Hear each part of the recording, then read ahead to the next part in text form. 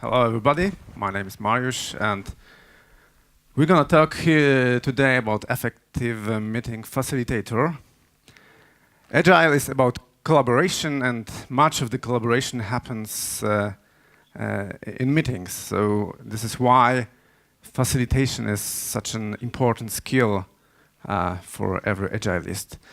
And many times we fail because we get into the swing of the meeting. We just get lost, and then we start to notice things that happened in the meeting. So one of the first important step is to be more self-aware. How to do it? I would like to suggest you some kind of exercise. So please stand up. Yes, stand up. Yes. And take a deep breath, slowly. One, another. Just notice how the air flows through your nose to your to inside and goes back. Yes, and then try to feel your hands, not moving them, and still breathe in. Okay, and feel your legs, not moving them and breathing all the time. Still deeply breathe in, yes. And then try to feel how your feet touch the floor, and still breathe in. And do all these things together and still breathe.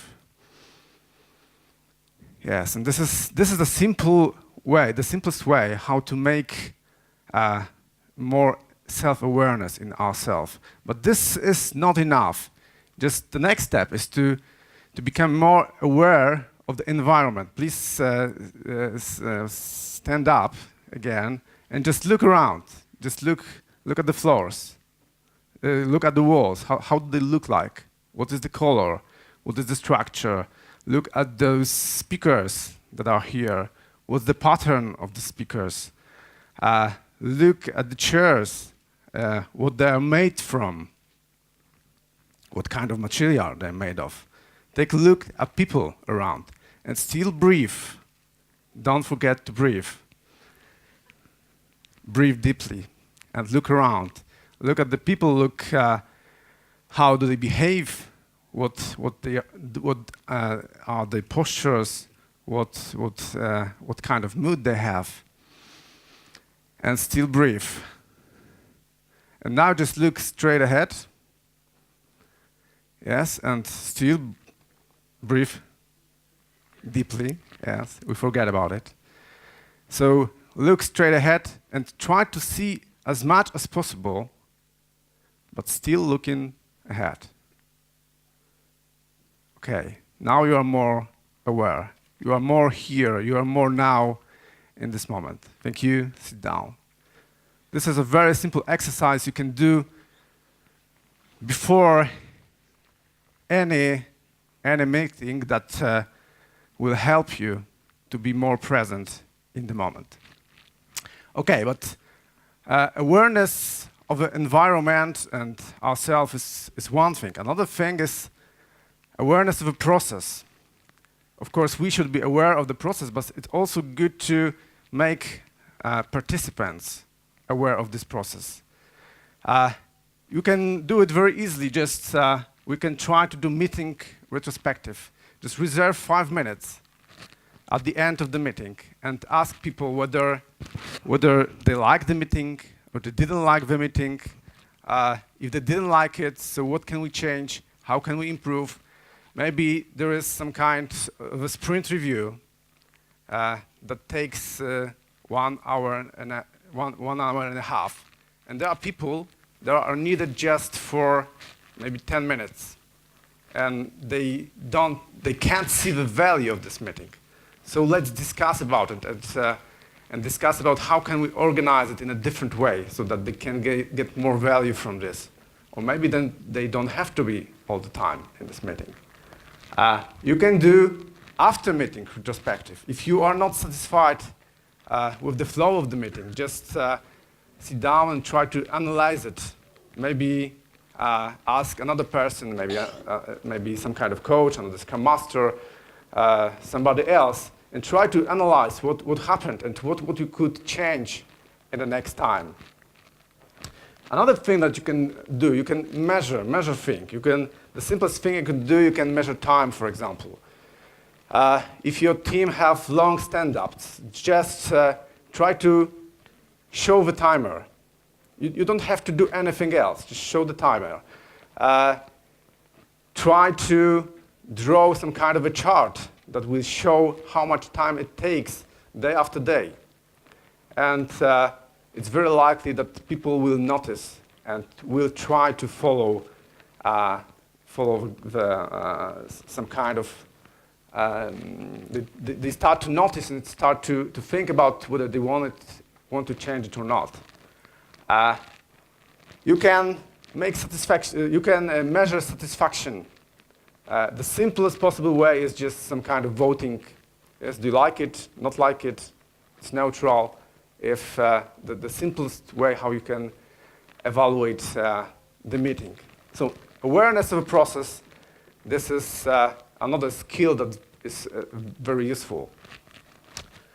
What can you do else? What can you do more? You can more structure the meeting. Of course, agile meetings, Scrum meetings are structures. They have some basic structures, but many things happen during the points.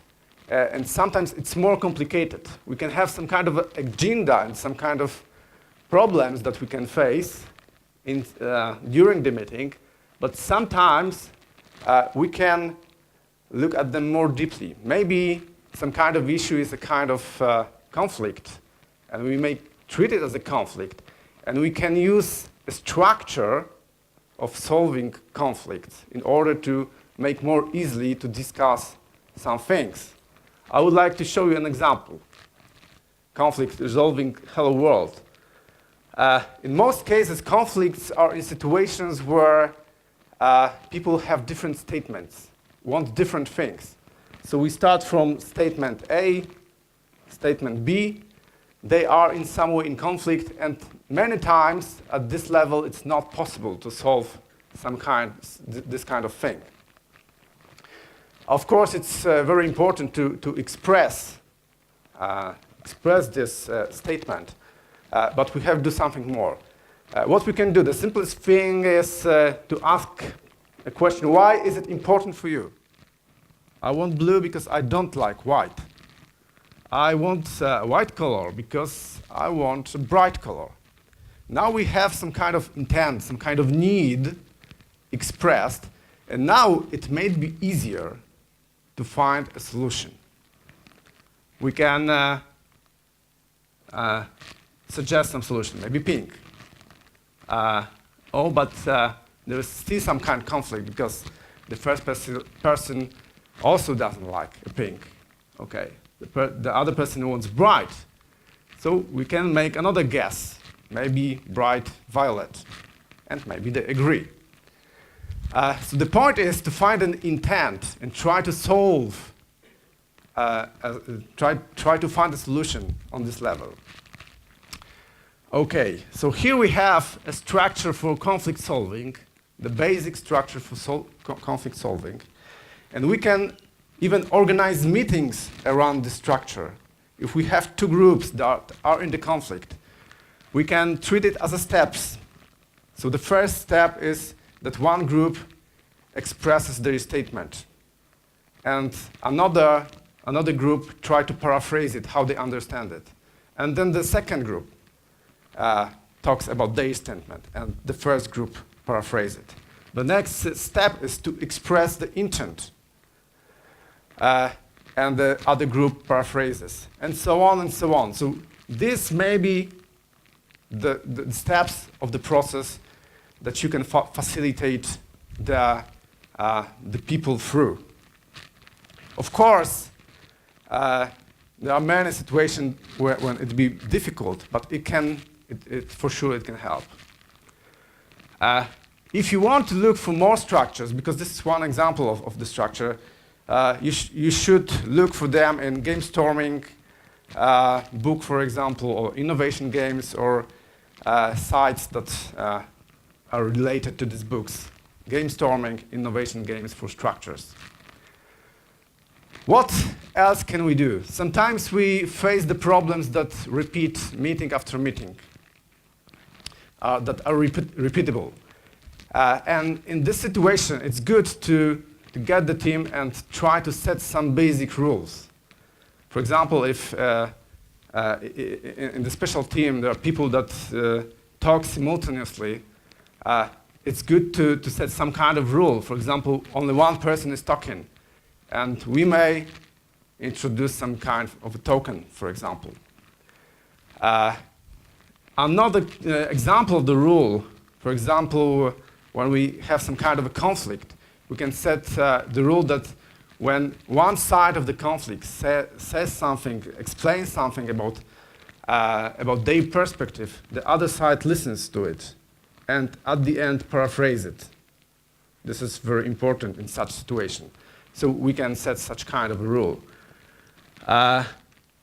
If we have very difficult situations, very difficult meetings where people fight a lot, maybe it's good to decide who just takes a charge in the moment when something goes wrong. Okay, these are examples of rules. Another thing that may be important is to frame potential problems. Sometimes you know that in this meeting something may happen because it happens a few times and you are afraid of something. Then you can frame this meeting. You can tell about it, what you expect, and say what can happen, in some way what you are afraid of. And what do you expect? For example, let's suppose that we have a meeting when we have to find some kind of idea to a very difficult problem. So we need some kind of creative process. And in creative process, very important is the moment when we got some basic ideas, and then it's a time when we have to wait because nobody has another idea, and we have to get through it. We have to really sit in the silence before we get further, before we find a real good solution. And some people are very uncomfortable in such situation. So we say about it. You know, something like this may happen, and it's normal. So try to wait a minute. It will be okay. This is example how we can frame problems. Another example is we can many times we frame, for example, retrospectives. So to avoid, for example, a blame game, we say that okay, maybe we'll talk about difficult problems, but we suppose that everybody work with positive intention. Yes, so there's no blame game here. Or you might want to talk about issues outside of the agenda, but we'll put them in a parking lot and stop. Okay, so to summarize, 4 tools, 4 approaches, 4 practices is first, become more aware, increase your awareness of your work. The second, structure the meeting. The third is to agree on rules, and the fourth, frame the problems up front. Thank you very much.